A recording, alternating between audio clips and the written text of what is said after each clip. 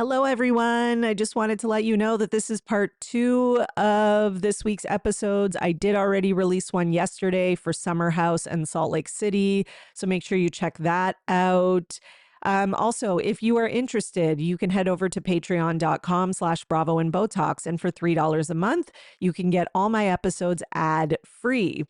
So for today's episode on here, I'm going to be talking about Miami, Atlanta, Married to Medicine, Beverly Hills, Southern Hospitality, Southern Charm, and maybe even more. What else did I forget? Oh yeah, New Jersey. So there's a lot of different shows on here. So if you were seeing the last episode and you were like, why is this all Summer House? Sorry about that, but there's just a lot going on with the whole West Amanda of it all, but still a lot of other news. So make sure you tune in for this one. Enjoy, everyone. Welcome to the Bravo Papers, a safe space for all us Bravo fans who love to analyze, deconstruct, and talk about our favorite Bravo shows ad nauseum. So join me, Bravo and Botox, and we'll catch up on all the Bravo news and read way too much into our favorite shows and Bravo celebrities.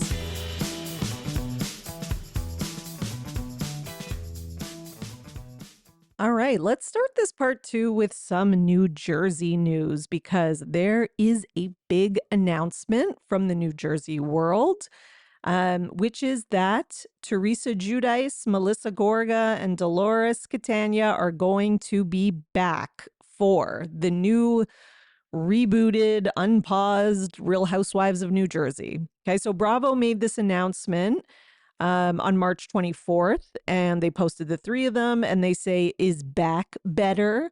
RHONJ is on display as Teresa, Dolores, and Melissa begin filming season 15 soon. So finally, we get a confirmation. It also seems that from what I'm hearing, the season 15 is going to begin production this spring. Additional cast members are going to be announced at a later date, but we don't really know who they are. We do know that basically everybody else is out. Okay, so Danielle Cabral is out, Rachel Fuda, Margaret Josephs, Jackie Goldschneider, like they're all out, which I'm going to be honest, I support that decision. I think this is the right decision. I know not everybody agrees. We don't have to agree. We can agree to disagree, but I think this is the right choice. I think Melissa and Teresa have put their big girl pants on. They're friends again, whatever, even if it's fake, I don't care. I actually always liked when they pretended they liked each other, but you could tell that they secretly didn't like each other. Like that was actually my favorite of their relationship stages. Like you could always see like underneath, they were like, ugh. Like I just thought that was hilarious.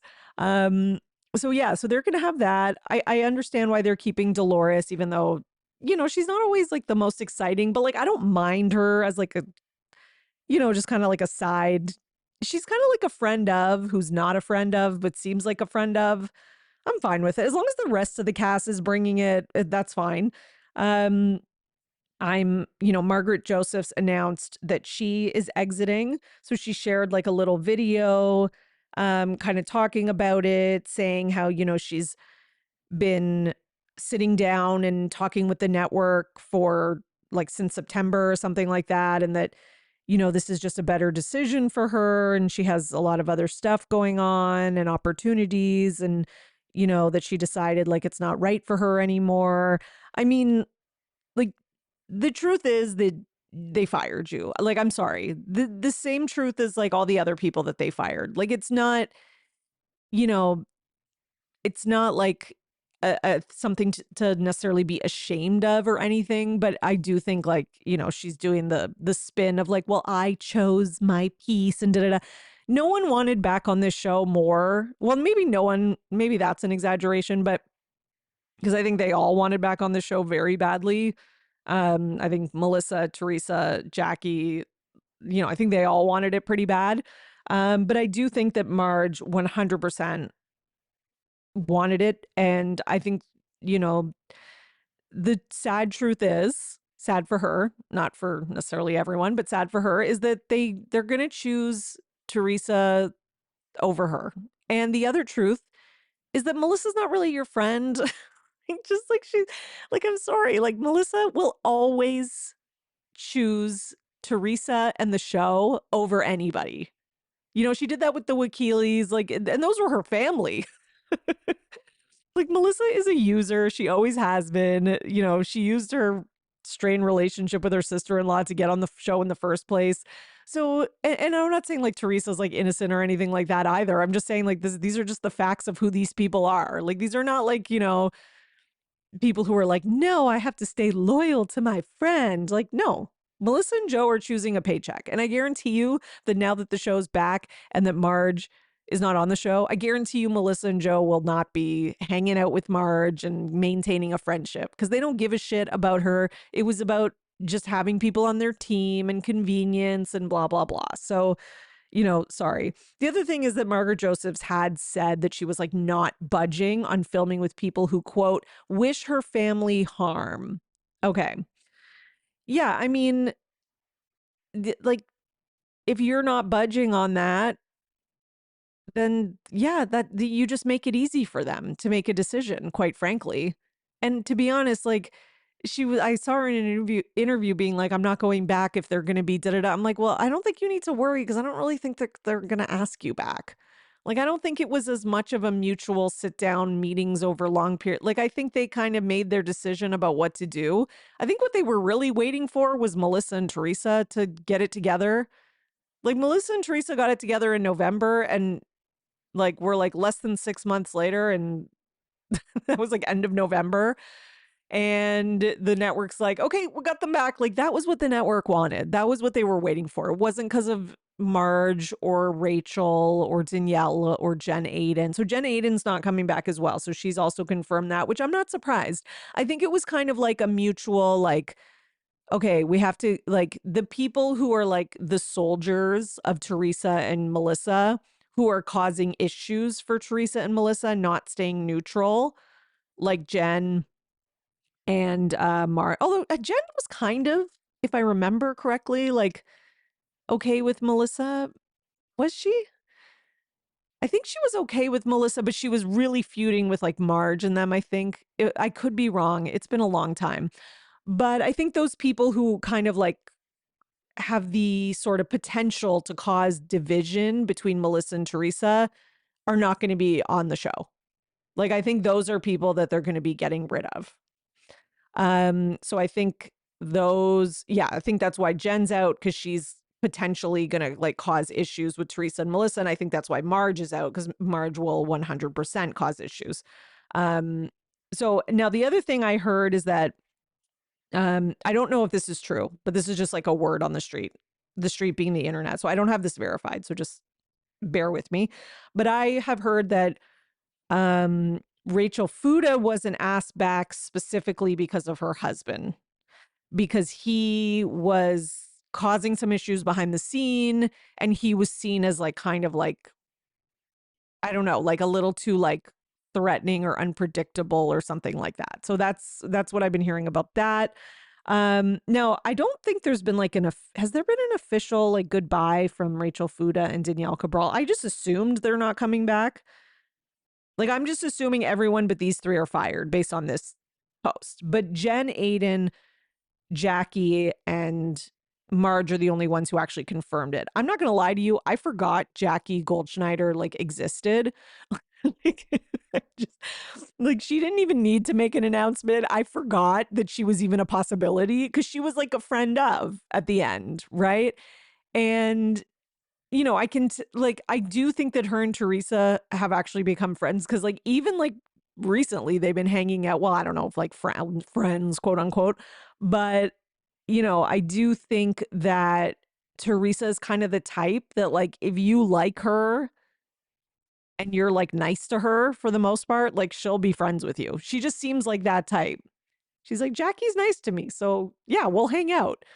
Whereas, like, I think Melissa is more the type, and not that I think Teresa's going to like try to get Jackie back on the show or anything like that, but I think Melissa's more the type who will be like, you know, I need to like put my time and attention into the people who like are on the show and who are going to kind of benefit like that aspect of my life. Whereas I think Teresa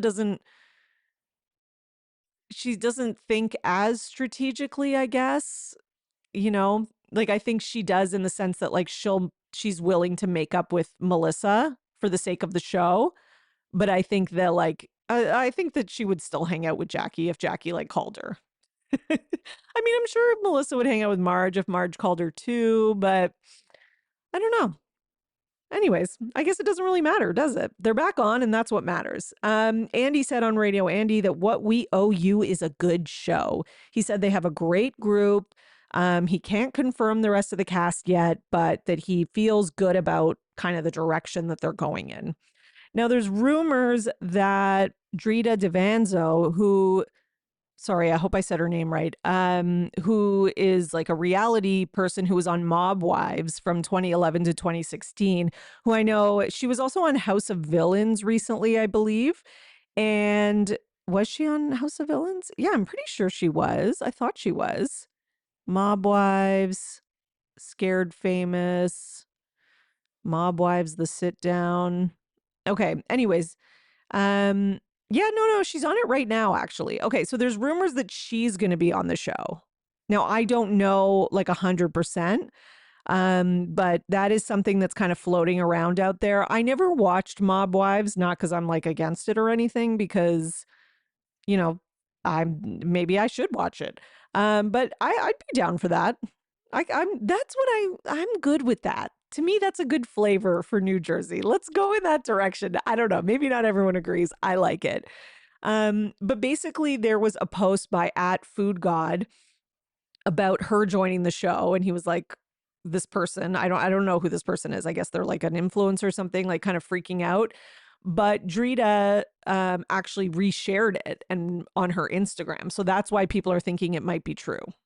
So I don't know. Or maybe she wants to be on it, and that's like her way of kind of like making it known to the producers, which is, that's not a bad move. It's a good move.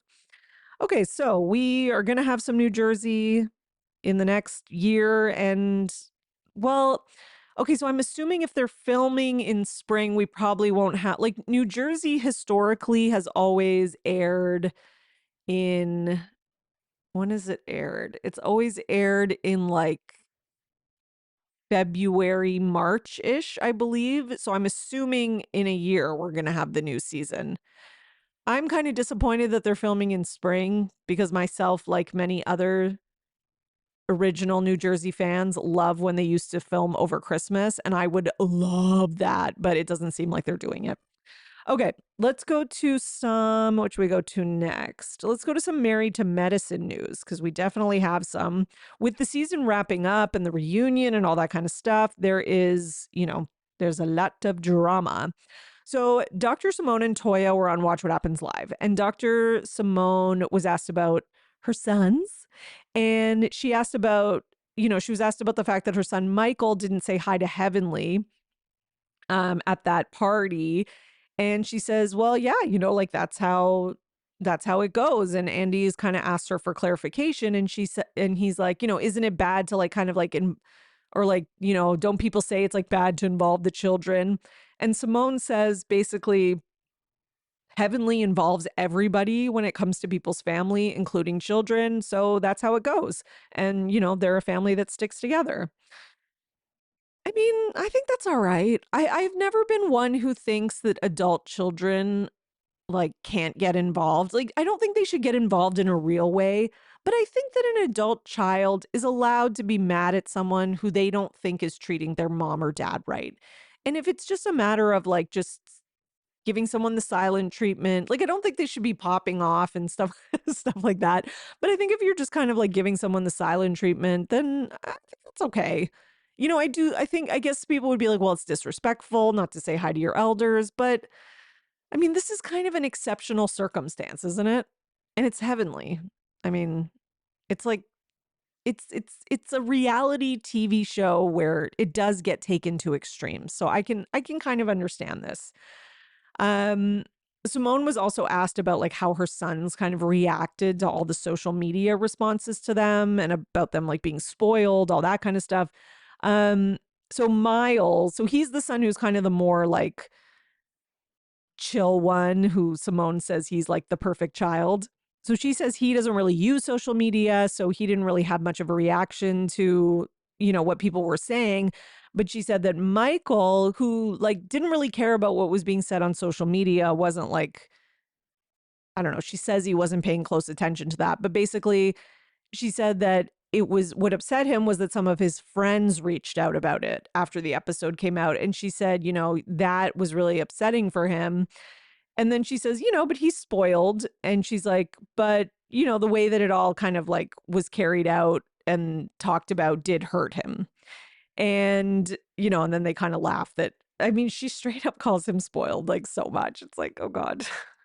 But I mean, yeah, it's like he is spoiled, but it's hard to insult someone for being spoiled when you're the spoiler.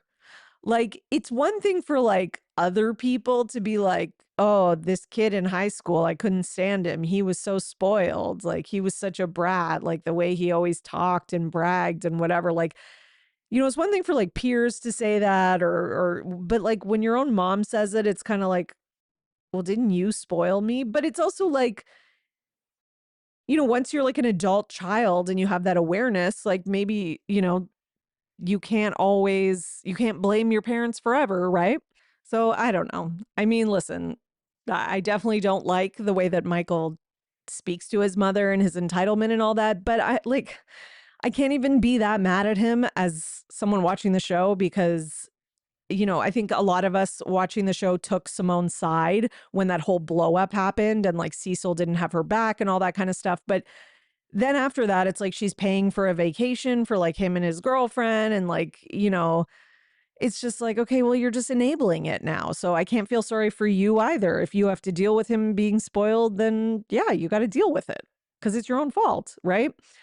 Now Toya was on as well, along with Simone, and she was asked about Heavenly kind of finally giving her props for her success at the Med Gala. And basically what she said was, she was happy to see that Heavenly gave her the props, but then on the other side, she was kind of like, I think it's a little bit superficial because she's like, they're in front of this audience, at this really good cause. And the people who they were giving the money to support, like, had been through so much, so many obstacles in life and all that kind of stuff. And basically, it's like, Heavenly would look like a fool to not like support her in that moment, pretty much. Right. Now, the other thing is with the reunion coming out, in the reunion, we have this clip of Dr. Heavenly saying that Toya will probably sell her house in a few years again and move into a condo by herself. Okay. So that was kind of a big point at part one of the reunion. And she was like, why would I move into an apartment by myself? I live in this one with my husband. Now, Toya took to social media to comment on this clip when it was posted on the Bravo Shade Room. And Toya said, she's very jealous. It's apparent. She wishes she was as blessed, and I'll pray for her ignorance. Wait, why would you pray for her ignorance? Oh, like pray to like save her from her ignorance. I thought she was saying I'll pray for like more ignorance. I was like, why would you want more ignorance? But I see what she's saying. Now, the other thing was Dr. Heavenly was claiming to have information on why at the reunion on why Dr. Eugene was allegedly fired from the hospital. And then and then Toya responds and said, well, she has a neighbor that told her about things that Dr. Damon does. So Eugene commented on this also on the Bravo Shade Room and said, I usually don't get on these platforms and say anything, which is true. He doesn't usually comment on stuff on social media like Cecil does. Not like super often, but often enough. But anyways, so Eugene said, I usually don't get on these platforms and say anything, but I have never been fired. LOL. I think some people on the show just like to say things to get a rise out of the audience.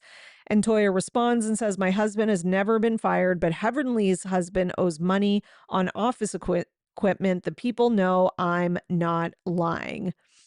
And then someone else said, I need to know why Eugene got fired. LOL. What did he do? And Eugene replied, this is all on the same post, and said, I'd love to know too, since I've never been fired a day in my life. LOL. This is news to me.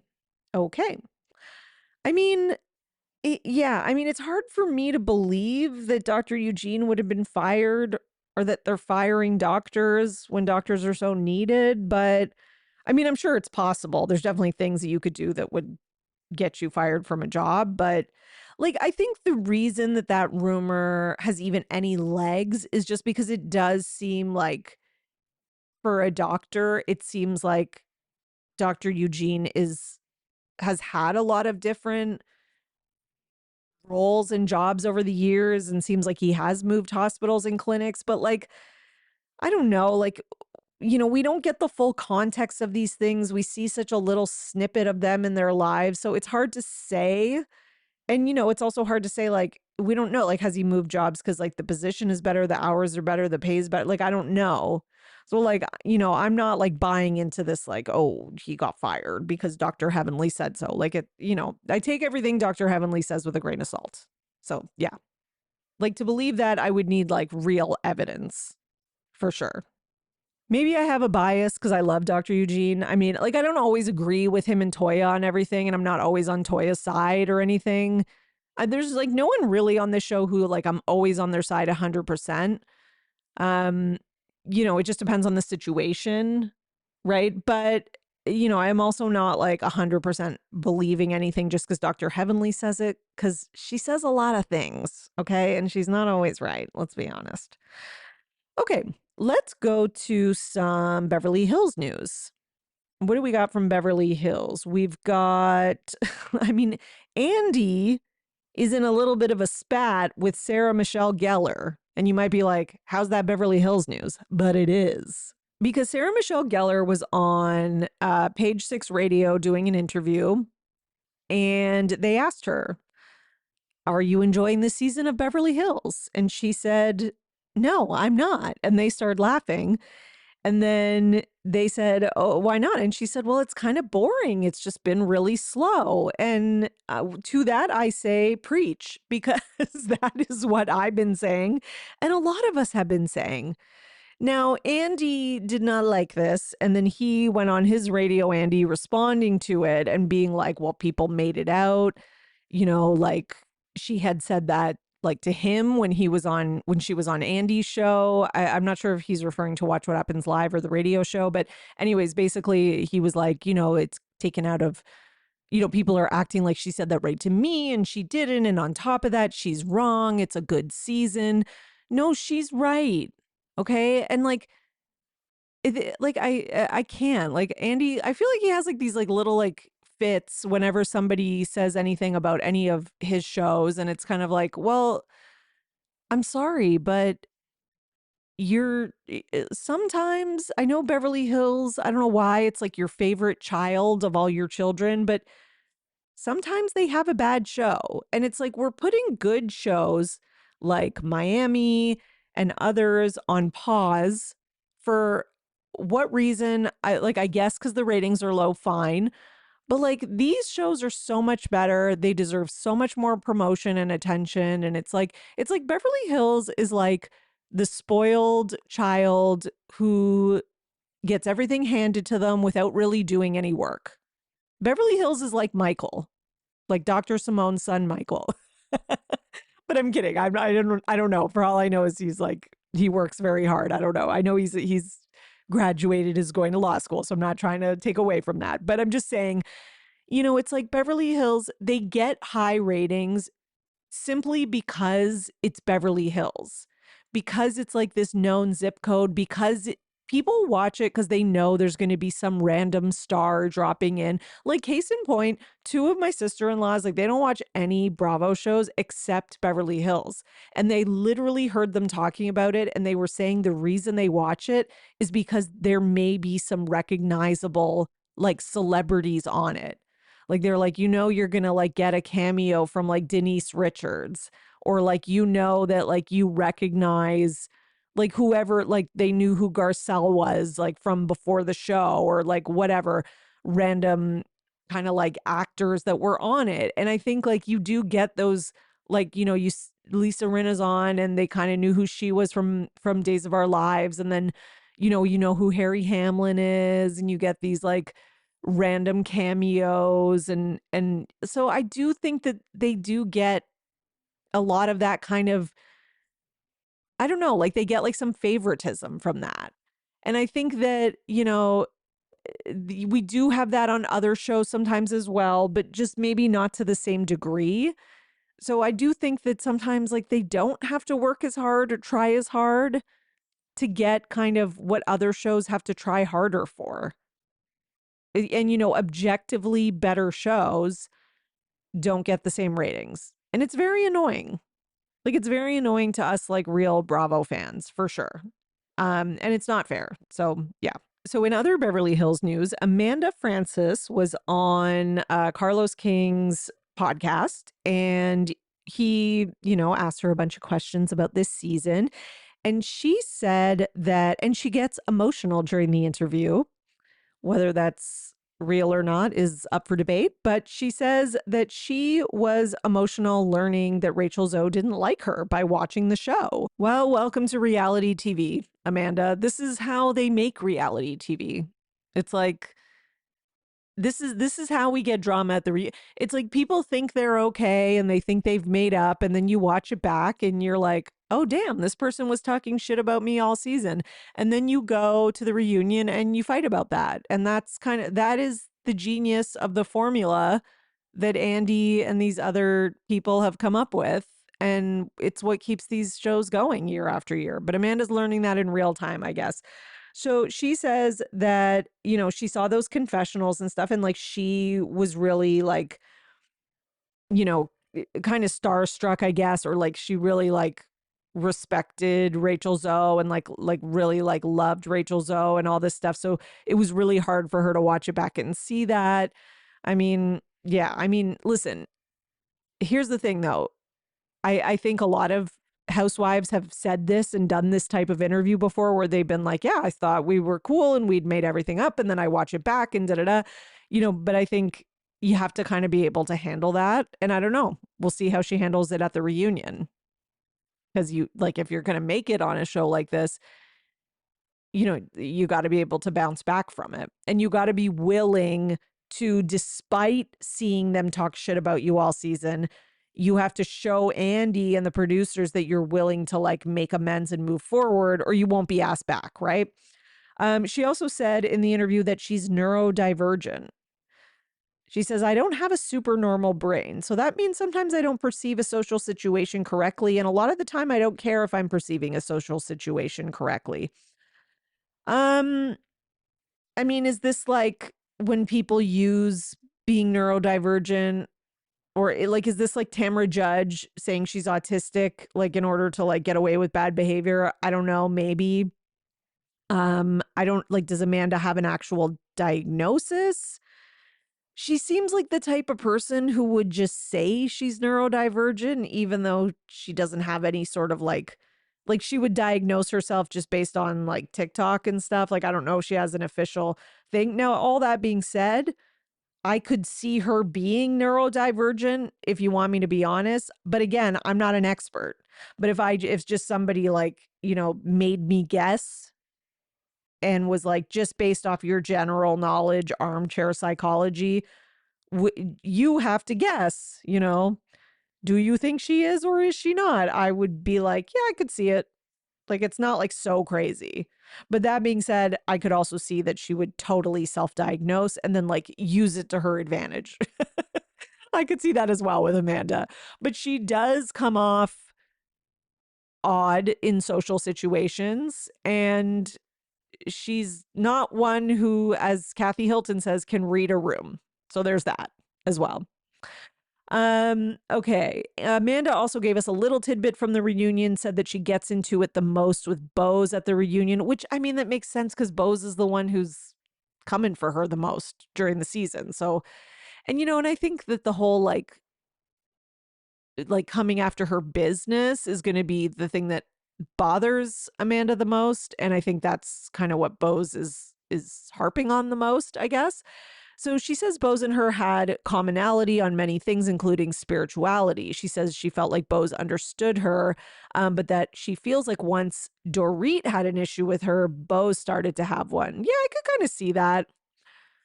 Like, it was like, they're kind of like, it does feel like they kind of teamed up against her, even though, it's like Amanda's not innocent either. But that being said, you can't like blame Bose for like being loyal to her friend because her and Dorit are very close. But at the same time, it's kind of like, well, some of the stuff like the Pinocchio thing and like looking up like her reviews, although that was Erica who looked up the stuff on ChatGPT, it does come off as just like unnecessary and kind of mean spirited. So it's not like, she doesn't have a leg to stand on. But, I don't know. Bose is smart, so it's going to be, I don't know. I don't know if Amanda can, I don't know how well it's going to go for Amanda, but I guess we're going to see. Okay, what else we got from Beverly Hills? So, not Dorit. Erica did an interview on the red carpet recently, and she was asked, how where things stand with her and Dorit, and she says they are not speaking to one another. So, ooh, does anybody care? I don't. Like, I'm just so over.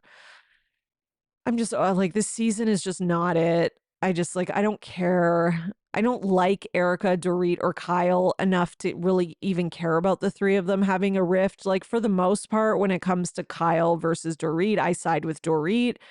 But that's just because objectively we can all see what Kyle is doing we can just see that she just doesn't like Dorit and she's just trying to she just wants everyone to go against her, but it's not working.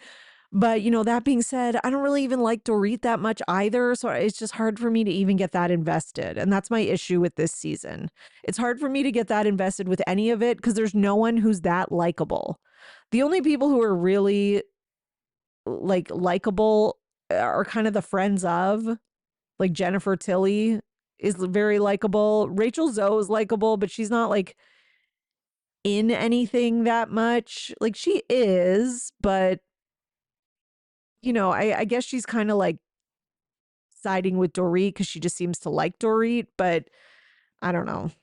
It's hard for me to be getting that invested. That's all I'm going to say. So Dorit was on Watch What Happens Live, and she was asked about more drama, including her mortgage not being paid. And, there was this news story that came out, and I think I covered it on my last episode about her and PK owing a bunch of money on their mortgage. And basically, Dorit said that she just found out about that as well a few weeks prior to everyone else finding out about it. And as usual, it's all on PK. So she says PK was in charge of that and he's going to, get it up to date. And then they're going to put the house on the market and her and the kids will find a new home. I mean, it's very convenient for Dorit and PK in a way because it's like one of them is on the show and one of them's not. And then it's like, it just gives it like anytime there's like a question about finances or their home being in foreclosure or whatever, it's like, oh, well, it's PK, he's dealing with it. I don't know. That's his territory. And it's like, it's kind of convenient, like for Dorit, actually. Like, it's not convenient because I think PK is probably, he's part of the reason that, she's in some financial strains, but I'm not even going to blame PK fully because I think it's Dorit's fault too. I think he has been irresponsible with money. I think he has gambling debts and things like that. I think she's an irresponsible spender. I think the two of them have given me kind of scammy, not responsible, fake wealth vibes from the jump. That's why like sometimes I'm kind of like side-eyeing like Bose a little bit because it's like you're side-eyeing Amanda for her scamminess, but you're friends with Dorit. Like, and Dorit and Erica are like that too, and again, like, I don't think Bose is like completely wrong about Amanda, but those two are also like, they're just as bad is all I'm saying. So, that's why I think like Amanda does kind of have some leg to stand on, I guess, when it comes to this argument. But I do think that Dorit is and PK, I've always thought that about them. And I don't know how other people don't see it, or they do see it and they just don't care, I guess. Like, I kind of like look at Rachel Zoe a little side-eyed for that as well. Cause like, she's like, Dorit's so cool and Dorit's so this. But I guess maybe like Bose and Rachel Zoe are just like, I don't know. Yeah, Dorit's like our friend who like just spends a lot of money and is in a lot of debt, and that's her problem. But that's why sometimes I'm kind of like, yeah, can't that just be like Amanda's the type who like has like a floofy, fluffy kind of business that is like, you could say like there's nothing really tangible about it, but I don't know, what are you going to do about it? Like she's not breaking the law, so it's like who cares? Like that's just kind of the hypocrisy, I guess, in some ways for both of them. So yeah, so that's Dorit's mortgage story. Dorit says that she's gonna on Watch What Happens Live as well, that she's gonna try to be more aware and considerate of her lateness, and that she doesn't seem sorry in the moment, because the question is like, you never seem sorry for being late. She says she doesn't feel sorry because she feels like, it just looks like she's making too many excuses and she's always stressed out herself. Okay, so yeah, then you should put more effort in, because it is stressful to live that way. But I did like what Rachel Zoe said about like, you know, you kind of sometimes it's like you just accept that that's how your friend is, and you kind of deal with it, and you sort of know that I can't live like that, but if they're going to live like that, that's their choice. Now, what I would push back on that would be if it starts impacting me. And I think that's where Kyle and others are annoyed, because it's like now it's impacting all of us. But again, all that being said, she has always been like that. So Kyle acting like this is new is stupid.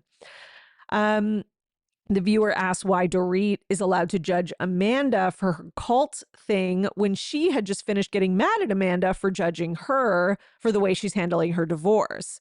Dorit says, well, I didn't judge her. She just meant she thought it was weird that she would be like so dramatic about fleeing a dinner party when she's done much harder, like getting up and leaving a cult.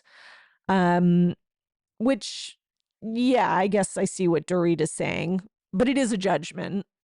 I mean, just to be fair, like she judged you, I guess, technically, and you're judging her back. Like, just admit that, like, you were annoyed that she commented on your marriage, so you also judged her for her thing. And I guess Dorit's trying to kind of point out that, like, Amanda is like a drama queen, basically. I think that is what Dorit's trying to point out. It's like you're being so dramatic about what was said at the dinner table, like saying I accosted you or whatever the word was that Amanda used. And it's like you're being like super over the top about that. That's what Dorit is trying to say, right? So she should just say that, though. And that's my problem always with these Beverly Hills women, is they always dance around and skirt around everything, which quite frankly is why Amanda should fit in perfectly. Because Amanda also overanalyzes everything and tries to make herself a victim in every situation, and, is always like fixating on like one thing that somebody said and like making it out like it's the worst thing that ever happened. That's what this whole cast does. They've always been like this. We are still talking about the same comment that Amanda made in response to Kyle from like 20 episodes ago. Like nothing has happened. Amanda fits in perfectly with this cast. She's actually like them, but 1,000 times worse. And that's why she's annoying them so much. That's the irony of all this, is that they all deserve what they're getting. I'm sorry. Period. Okay. Andy also asked Dorit about the mask comment or the Pinocchio comment. Dorit says she thinks Bose didn't remember because it was like a flippant comment. And then she says it was made into kind of something so much bigger than what it was, which I agree with. And I also can kind of see that Bose forgot about it, because she didn't really say mask. Like the comment was about who would be Pinocchio. So I do believe Bose, and I didn't think Bose needed to make that stupid like Instagram story reel thing where she was like, "Oh, I've stepped in it." Like I understand why she did, because a lot of people were calling her out on it, but I just didn't like. I just think this whole situation is like, I think it was a comment. It was a mean-spirited comment. It was like a mean girl kind of comment. Yes. But I didn't think it was like such a big deal that like Bose needed to like get online and apologize about it. But that's just me. Maybe some people thought that they did, or maybe Bose just realized like, I better address this or I'm going to look like such a liar. But I do think that Bose forgot that she said the Pinocchio thing, but they were referring to it as the mask thing. So I can actually see that she didn't realize what they were talking about. But then once she realized it's the Pinocchio thing and then saw it on camera, she was like, oh shit, I'm going to have to cop to this or I'm going to look like an asshole. So yeah, so I can understand that. Now that being said, I do have to point out Dorit's hypocrisy because she's like, it's like this one little comment Bo's made that's being turned into something so much bigger. I would kind of argue that Amanda's comment that she made about Dorit's marriage was in response to Kyle, who asked her a direct question. And I don't think that her response was like that crazy, was like also kind of an innocuous comment that also got blown up into a huge thing that Dorit has been dragging out for 15 episodes or whatever. So again, just like I said a minute ago, Amanda annoys these women because she's just like them, except maybe even better at being kind of an annoying Karen than they are. So it's like, that's why they're all annoyed all the time. You know, it's what they deserve for giving us this god awful season. Okay. Let's go to some Atlanta news. So we have a new update with some new details, I should say. We have an update with new details about Candy's divorce. Okay. So Candy and Todd have actually finalized their divorce. I have to say, you know, even though this divorce was a little bit messy, you know, at times, like on social media and stuff with like, you know, TMZ like leaking things and them talking about like, oh, Todd like refuses to move out of the guest house. He's not paying child support or whatever. This is pretty quick. Like, I think this is a pretty quick kind of amicable, not amicable, I guess, but it just seems like it got kind of cleaned up and taken care of. And I have to say, I'm not surprised because Candy does not play when it comes to her finances. She's always been very, you know, I think she's really good with money. And I bet you that there's some kind of prenup. I believe that there is, and that, you know, I'm sure that all this was kind of thought out ahead of time. Okay.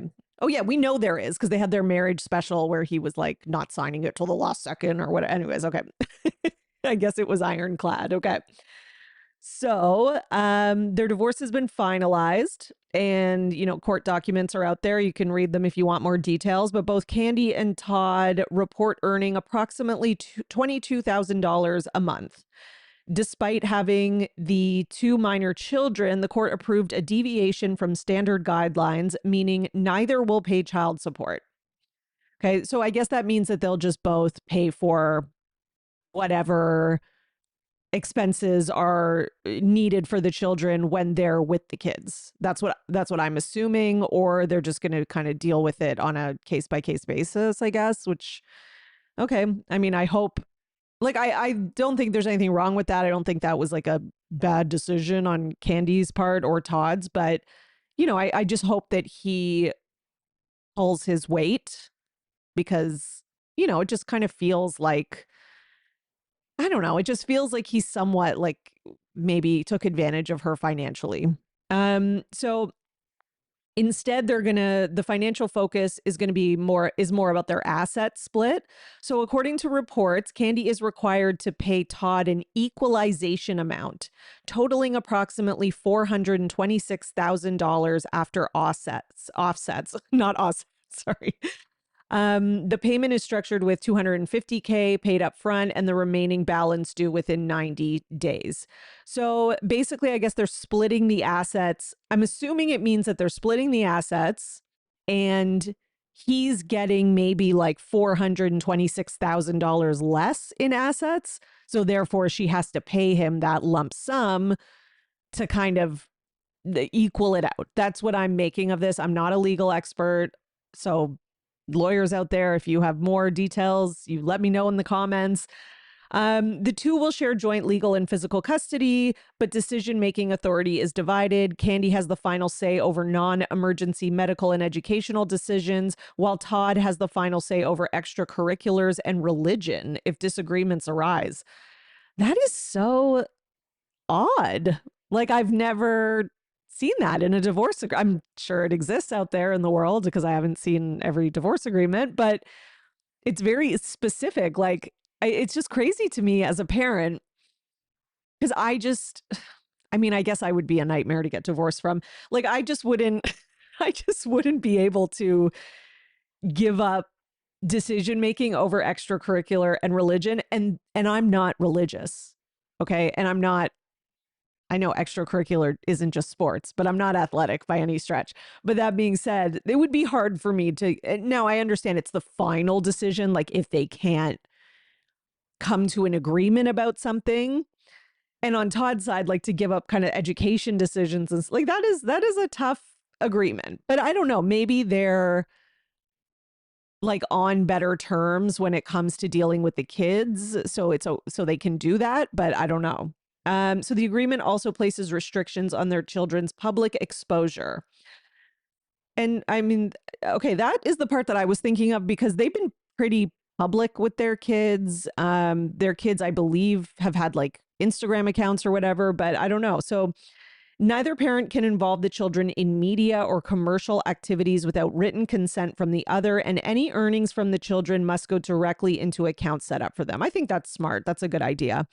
So I guess if Candy was back on Real Housewives of Atlanta or any other Bravo show, she would need Todd's permission to like have them film, right? Which that is not unheard of. We've had that with lots of Bravo divorces.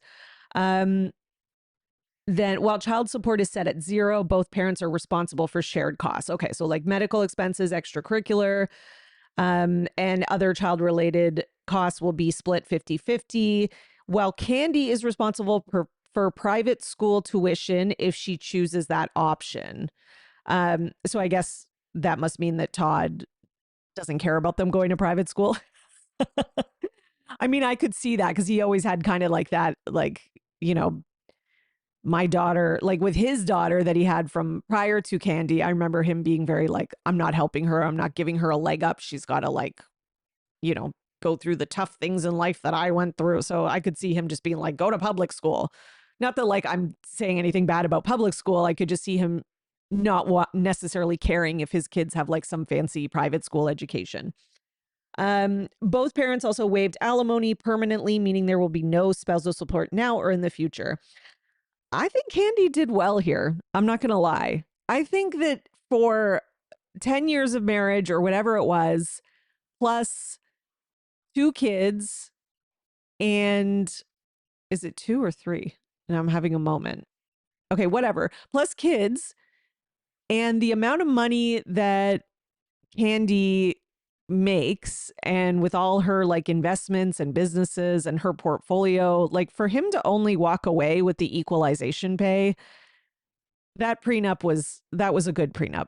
Like, you know, Candy knew what she was doing. So congrats, Candy. I'm glad that you're kind of just out of it and, you know, that's behind her. I think that's a good thing for sure. Mama Joyce was right. Now that we're all settled, we got to say Mama Joyce was right. Okay, in other Atlanta news, K. Michelle, who is one of the newest Real Housewives of Atlanta, who many of you may know her because she was on, I think, Love and Hip Hop before, which I haven't watched, so I actually don't know much about K. Michelle. But, you know, like I hear kind of mixed things. Like some people are like, oh, we don't want the Atlanta to become Love and Hip Hop. And then other people are like, no, K. Michelle's going to be good for the show. So I don't know, based on her social media activity and her responses to kind of like some of the drama and stuff on social media since filming Wrapped and while filming was happening, I'm excited for her on the show. And I think it's going to be good. Like I'm looking forward to this season. So okay, so K. Michelle was on the Sherry Show, okay? And she was asked about Drew and do they have some sort of like beef or something like that. And she basically says like it's a very, again, this is why I'm excited for her on the show because it's a well-crafted answer that like takes digs at Drew without being like super obvious about the digs, but it's really funny. But she goes, she's like, well, the feud we have or whatever between us is not about what Drew would like it to be about. She would like it to be about music, but it's not going to be about that because basically I'm like successful and established in music. I have gold, platinum records. I travel all over the world, etc. And then she's like, so basically like I don't beef about music with beginners. Okay. So calling Drew a beginner and then just kind of saying, like, they have issues between them, but, Drew wants to make it about that. And Drew is almost like trying to make it like she's on the same level as K. Michelle, but she's not. So yeah, I'm looking forward to Atlanta. The new season's going to be starting up soon. I've always enjoyed Atlanta, even the seasons that people say, like the more recent seasons where people say like, oh, it's not as good. I actually think that it is good. I think that people are just really hard on it because of how good it was, like when it was in its prime with like Nene, etc. And I think just because no, it's not at that level, but like it's still a lot better than a lot of the other franchises, if we're being honest. So I don't know. I've always enjoyed it. It always makes me laugh. I always get a kick out of it. I always think like I do think that they've had some good, like I really liked last season. I don't know. I guess I'm an outlier, but actually I think there are more people that like it than admit. Like I think it gets so much criticism online, but it still pulls in good numbers. Like it's like New Jersey. New Jersey, whether it's in like its prime or not, it always pulls in those good numbers, because at the end of the day, these are just entertaining people, and like different reason that it pulls numbers than like Beverly Hills, for example, that just pulls numbers like even though the people aren't that interesting. But yeah, I'm looking forward to it. Okay, let's go to some next gen NYC news because the word on the street being internet as usual, is that Ariana Bierman and her ex Hudson might be back together. So, she put up like this video and where she's singing like, how can I move on? And then people notice as well that there are like Instagram stories that kind of drop hints that they might be together. So for example, he posted a story of him like sitting on the beach and you can see he's holding a woman's hand and you can see like the manicure and the nails. And then she posted a story of herself like sitting in a restaurant and she's holding the menu and you can see that it's the same like hand / manicure. So even though they didn't post stories and they didn't post like Instagram together or say they're back together, it seems like it is a definite possibility. And I'm sure we'll be seeing some of that on the next season of Next Gen NYC, which I'm excited for. Even though I know these shows air a year apart, I don't know why it just feels like Next Gen NYC was like light years ago. Like it was last summer. The summer's coming. I need it to come sooner than it is, but it's coming. And it just feels like it was so far away. Like I feel like I should have Next Gen NYC now. I don't know. Maybe just because I liked it. Okay. Now I hate to shift us into something bad and into some sad news, but unfortunately, we just can't ignore this. Okay. Bravo hits pause on The Real Housewives of Miami amid low ratings. And I just, it makes me mad at the audience. It makes me mad that people have bad taste. Like, it makes me mad that people give a million chances to Beverly Hills, no matter how shitty of a season they have. And Miami is right over here and it's really good and people are not watching it. And Miami has such better like representation and diversity. And it just like, and it's an authentic friend group. That's the other part is like, they're actually friends and have history. And like, it's just such a better show. And just the personalities are more interesting. And I'm just like, so everyone's like freaking out. And by everyone, I mean like Miami fans, myself included. But, Andy came on to say, somebody said something like they added Andy. Sorry, I don't know why I can't talk today. They added Andy in their comment and said, Andy's still super bummed about RHOM getting paused. They didn't deserve that. And Andy replied and said, me too. It will be back though. So I don't know why they're doing this. Okay, I do have a theory actually, besides the low ratings. I think that they wanted or that they want to fire Julia. And I also think they want to fire Gertie. I think they're not worried about firing Julia. I think no one cares. Everyone hates Julia. But I think that they are worried a little bit maybe about backlash from firing Gertie. This is a stretch, by the way. This is like major conspiracy theory. I think they're worried about backlash from firing Gertie because because of what happened to her last season and how it just felt like there was like a big kind of like gang up and like she wasn't taken seriously and her concerns and they were kind of like mean girling her, like all that kind of stuff. And I think they know the audience is going to be like eye rolling about that. And I think that in partnership with the ratings being low, I think this kind of gives them a chance to just like to pause it for a bit, to recast and bring in, you know, some new people, and then enough time will have passed that it's like they feel like they won't have to answer for firing Gertie. That's my conspiracy theory. Now, I think that the larger reason is probably ratings related, but I think that just kind of those two kind of things go together. Those two things go together. Okay. Now, Lisa Hochstein came on social media and she said, guys, RHOM is not canceled. Sure, it's paused temporarily, but there are a number of important factors about why this decision was made. Yes, there will be changes, but Miami isn't going anywhere. Okay, so that makes me feel better. But I don't know. They said the same thing about Dubai. But I think this is different. Like this show has a lot more history than Dubai. The show is arguably way better than Dubai. Um, I think this show has a lot more potential than Dubai had. So yeah, so I do think it is different. Like that's not a fair comparison. So a bunch of the cast members posted about just like their sadness about this, like Kiki, Alexia, Stephanie, like they all posted about, how important it is like for them on the show, like representing the different communities, and like the diversity of the city and all that kind of stuff. And they're right. Like they are one of the more diverse shows with an authentic friend group, which is something that we don't get that often on Bravo. Now I have to say though, the person who has had the funniest reaction to all this has been, so Larsa went on her Instagram story and wrote, not happy. Then they keep RHONJ, which is terrible, without the old cast members, with a shrugging emoji. Okay, don't make me like you now, Larsa. Like that was hilarious. And then Dorit was on Watch What Happens Live having to answer for her mortgage, as I talked about earlier. And Larsa wrote a comment and wrote, RHOM mortgages are up to date. They should just put Larsa on Beverly Hills. I heard people saying that.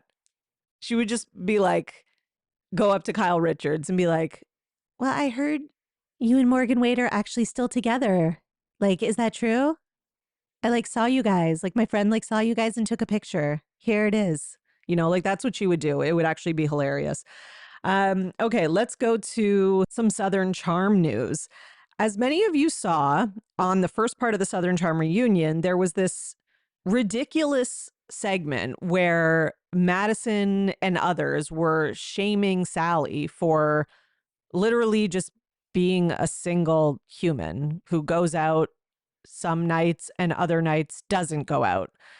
And, acting like that's the reason that Austin doesn't want her and that's her own fault. And, she's not showing like wife attributes or like just a bunch of misogynistic, outdated, ridiculous notions that made me so angry watching it.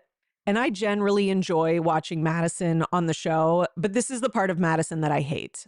Like this really bothered me. You know what? A woman who goes out drinking however many nights a week and goes out partying and is in her 20s and is single is as much wife material as the one who stays at home knitting and watching her TV shows. There's no such thing as like wife material. Okay. Any two people that fall in love and want to be together forever can get married. And these traditional notions of like how you have to act when you're a wife or a husband too, that is a very like old school kind of thing. right? So if we're going with that sort of like perspective, then she should quit her job. Like this is not like 19, 41 or whatever, okay? This is it's 2026. Let's stop with this misogyny bullshit. And I don't know, that really bothered me. And it's just like, Austin, just admit that you're just not that into Sally, or that you just don't want to be tied down right now. That's the truth. It has nothing to do with Sally going to bars and bar hopping and even though I don't even think she really does that as much as they're making it out to be. It's just that Austin doesn't want a girlfriend. He just got out of a relationship so that he can, bang randoms all over Charleston and all over the place. That's what he always wanted. He doesn't want to be in a relationship. He was just pretending because he was trying to rehab his image after having a few really bad seasons, both with the Summer House Women and on Southern Charm. And he was trying to convince everyone that he's like a good guy who's looking for a relationship. He's not. Neither is Shep. They just want to be single and use their fame and notoriety from the show to bang random girls who are in their 20s for as long as they can until it stops, until it starts looking so creepy or they can't get the girls anymore, which Shep is getting close to that. So it has nothing to do with Sally. Like, it has nothing to do with her. Okay. Because if that was the case, that he's looking for someone who's like wifey, whatever material, he would have married Audrey. Right. It's just, it's so stupid. It's like, we're just like letting this guy get away with just not being honest. Like, don't shame her and make it out like there's something wrong with her because you don't want to be in a relationship, but you don't want to admit that to the audience. So anyways, so Dorinda Medley is coming to Sally's defense. So she posted a clip from the episode and on her Instagram of that whole scene from the reunion, and she wrote on top of it, "Is this really a conversation we're having about women's behavior in 2026? Running the streets, bar rat, body count, running around. The hypocrisy and slut shaming is disturbing." Disturbing spelt wrong, but it's okay. At Sally Carson, do what you want, when you want, how you want, any day of the week, with an angry face emoji. Thank you, Dorinda. And then Sally responded with clapping hands emoji. And then Dorinda replied and said, "I'll come down and we'll run the streets for 7 days a week." And you know what? I love this. I love this especially because Dorinda kind of said to Craig that she thought Sally was a bit rude at BravoCon. And Sally then responded in another interview and just said, well, she was anxious or she was nervous. So I like this. It's like they're back together. It's like they had a beef for no reason. And now they've been reunited by the toxic Peter Pan man boys of Southern Charm. And I love that. So this is, you know what, guys? Sometimes even from the Southern Charm world, there's a story with a happy ending. And this is that.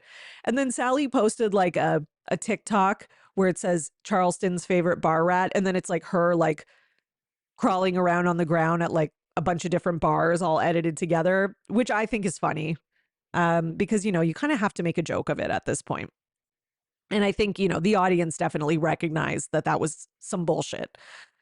Now, the other piece of Southern Charm news that is also kind of Southern hospitality news is that Charlie has announced that she is dating Justin from Southern Hospitality. That's his name, right? Justin. Okay. I'm just doubting myself now. So she announced it at the reunion, and then she kind of, hard launched it, as the Gen Z kids say, on her Instagram with a picture of him kissing her on the head, and then a bunch of like pictures of them hanging out and together. So it seems like they are hot and heavy and in a relationship, and I don't trust this guy. So I'm just saying, like, listen, they seem happy. They seem like a cute couple and all that kind of stuff. And, he was in an interview that I watched as well, like a podcast interview. And he was saying, this was before the reunion, so he couldn't confirm. So he was kind of dancing around it. But, he was going on about her and saying she's the most like stunning woman and all this kind of stuff. My fear with guys like him is that even when they are enamored with a woman, and a woman as like gorgeous as Charlie, not that like looks is everything. I'm just saying it's still, and the reason I'm putting it in the context of looks is because I think he's kind of a superficial guy. My concern is that those initial like feelings do fade. And I just don't know if I trust this guy. I don't know. I like Charlie. I want to see her with like a good guy. And this guy's giving me the vibes, the bad guy vibes. So I don't know. We'll see. Maybe I'm wrong. You never know. So speaking of Southern Hospitality, they are getting a reunion, a full reunion. No Clubhouse, no sitting in the Watch What Happens Live, reject set. They're getting their own reunion, and we are so proud of them. They deserve it. They've come a long way. In other Southern Hospitality news, Joe and Maddie were on Watch What Happens Live. And Andy asked Joe if it hurt her to hear that when Maddie told her sponsor on the most recent, was it the most recent or one of the most recent episodes, that Trevor was her soulmate.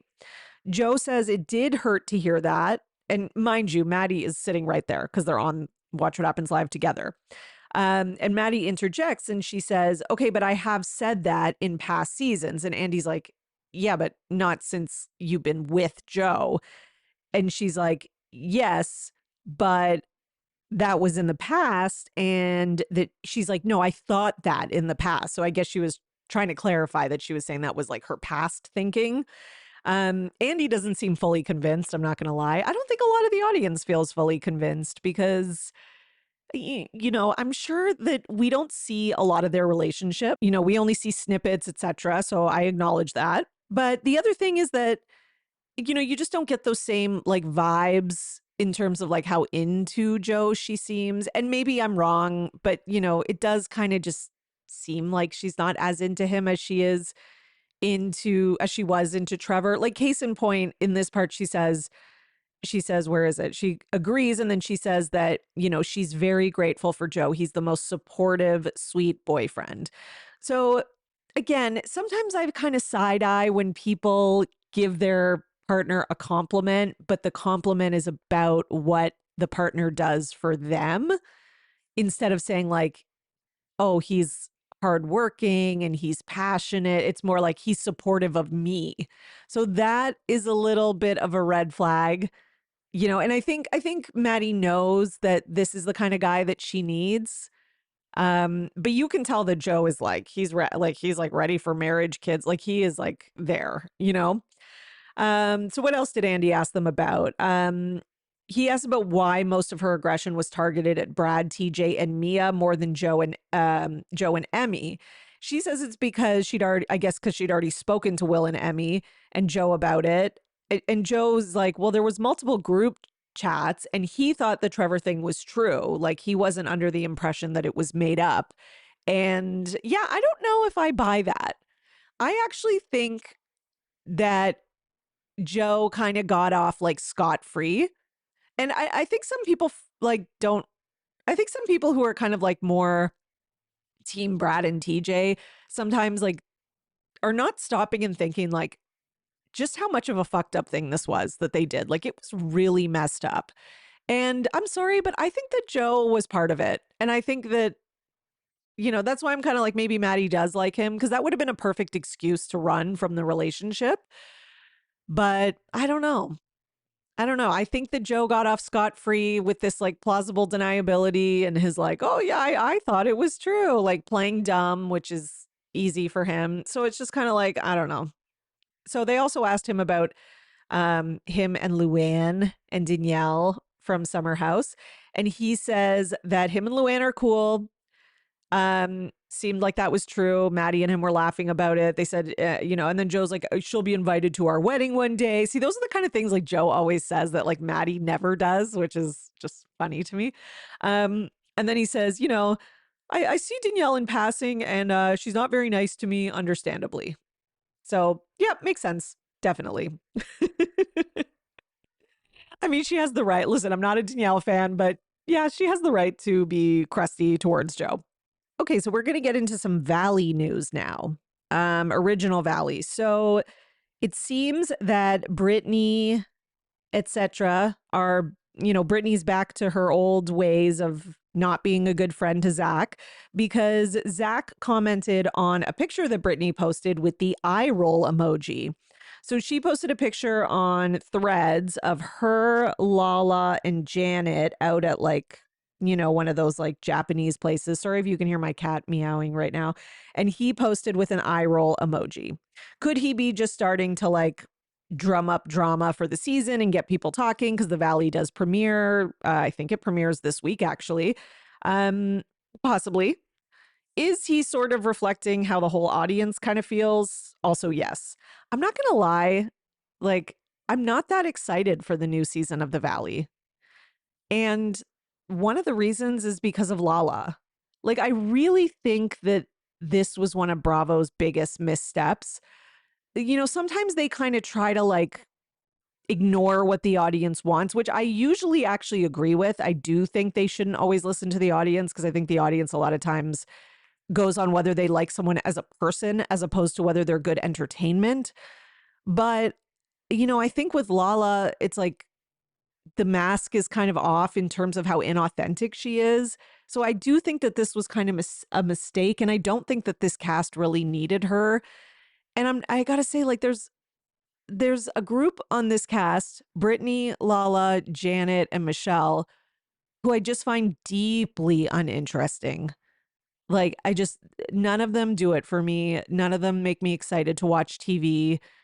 I don't care. Like, yeah. So it's like, get out of here. Like, I'd be more interested in seeing Sheena, and that says a lot, right? Okay.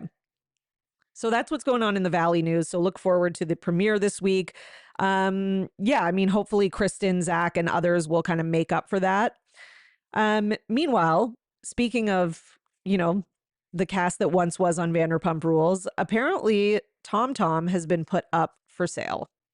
So Lisa Vanderpump has listed it for sale. And I guess that's kind of the end of an era. So, she sold Pump. I think Tom Tom was right next door, wasn't it? Or was it next door to Sir? No, I can't remember.